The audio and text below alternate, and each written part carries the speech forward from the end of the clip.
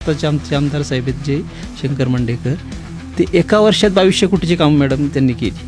म्हणजे ते रात्रंदिवस काम करतात, पळतात, लोकांमध्ये जातात, सगळ्या अडीअडचणी ते समजून घेतात आणि त्याच्यावर 100% तिथं पर्याय निघतोच.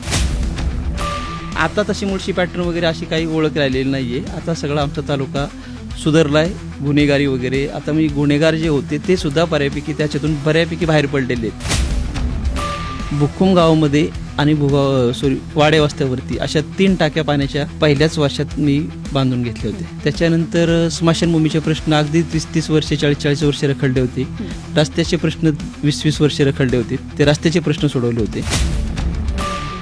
मला म्हणजे कामाची आवड प्रचंड आहे आणि माझा पाठपुरावा पण फार प्रचंड असतो. मी दोन्ही गोष्टी अगदी प्रामाणिक करतो आणि पाठपुराव्याशिवाय काम होत नाही.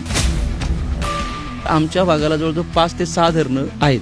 त्याच्यात 50 ते 60 TMC पाणी आमच्या स्टोरेज असतं आमच्याकडं. म्हणजे पूर्ण जे पुणे पाणी पितंय, पुणे किंवा खालच्या आणखी कुठले जिल्हे असतील ते पाणी पिते, ते आमच्या तालुक्यातून पाणी जातं.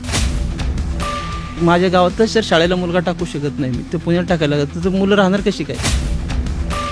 या कारणामुळे काय झालं, गावाकडं फक्त लोक राहिली आणि तरुण वर्ग माझा मित्रपरिवार सगळा पुण्यात राहायला आला आणि हे चित्र आपल्याला बदलायचे. शंकर भाऊ पण कामाच्या बाबतीत फास्ट आहेत आणि अजितदादा पण अप्रूव्हल करायला पण फास्ट आहेत आणि त्यांची अंमलबजावणी पण फास्ट असते. त्याच्यामुळं तालुक्याची कामं थांबू शकत नाही आता कशीच.